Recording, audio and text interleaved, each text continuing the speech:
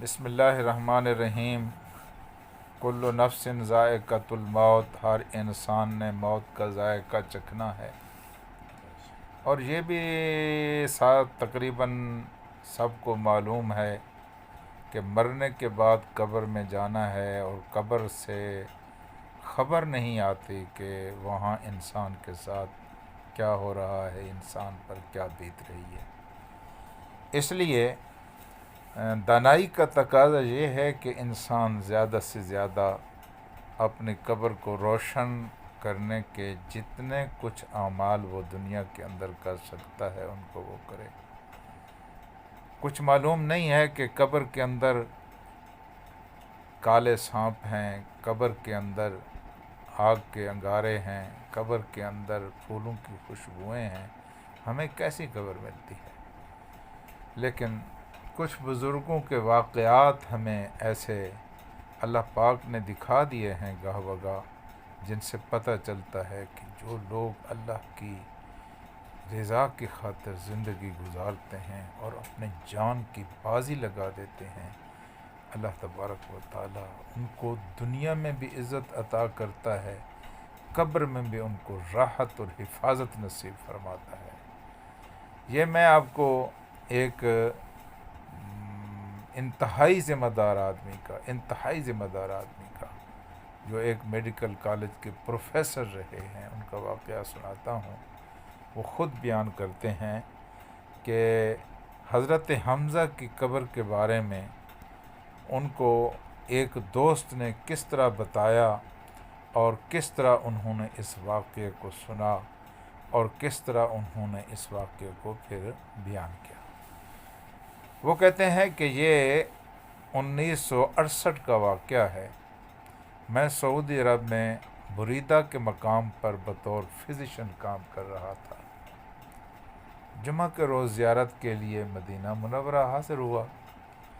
وہاں اپنے ایک ڈاکٹر دوست کے پاس میں نے رہائش اختیار کی، لیکن اتفاق یہ ہے کہ ڈاکٹر صاحب ان دنوں بیمار تھے اور کافی مریض ان کا انتظار کر رہے تھے۔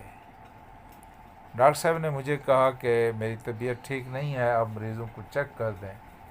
چنانچہ میں نے مریضوں کو چیک کیا، اور جب مریضوں سے فارغ ہوا تو ایک بوڑھا بدو مجھے احد کے پہاڑ کے پاس ایک مریض کو دکھانے کے لیے لے گیا۔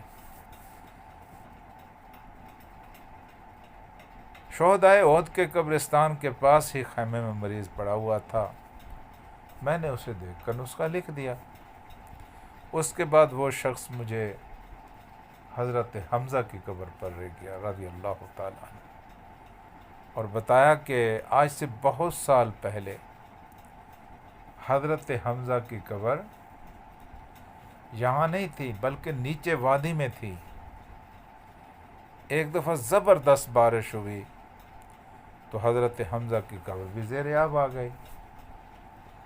شریف مکہ جو ان دنوں حجاز کے حکمران تھے کو خواب میں حضرت حمزہ کی زیارت ہوئی، اور حضرت حمزہ نے شریف مکہ سے کہا کہ مجھے بارش کا پانی تنگ کر رہا ہے، اس کا بندوبست کرو۔ شریف مکہ نے حضرت حمزہ کی اس زیارت کے نتیجے میں جو پیغام سمجھا سنا، اس پر انہوں نے علماء کا مجمع بلایا، اور علماء کے مجمع میں جو مشاورت طے ہوئی اس کے مطابق قبر کو کھولا گیا۔ تو جب قبر کو کھولا گیا تو واقعی اس میں پانی رس رہا تھا۔ چنانچہ حضرت حمزہ کی نعش کو اونچی جگہ منتقل کرنے کا پروگرام بنایا گیا۔ بوڑھے نے بتایا کہ قبر کشائی کے دوران کھودنے والوں کی کدال کی معمولی سی ضرب سے نعش کے ٹخنے پر لگی۔ قبر کھول رہے تھے تو ان کے کدال کی ضرب حضرت حمزہ کے ٹخنے پر جا لگی، اور یہ دیکھ کر سب لوگ حیران ہو گئے کہ وہاں سے تازہ خون جاری ہو گیا۔ चुनाचे उस जगह पे पट्टी बांधी गई। हज़रत हमज़ा के जिस्म को खोला गया तो देखा कि जिस्म के जिस हिस्से पर कफन मौजूद है ज़ख्म से ताज़ा खून रिस रहा है, आँख खुली हुई है, आँख निकली हुई है, कान और नाक कटे हुए हैं, पेट चाक है। वहाँ पर बहुत सारे लोगों ने हज़रत हमज़ा की ज़ियारत की और इसी हालत में उनको पुरानी कब्र से निकाल कर ऊंची जगह पर दफन कर दिया गया।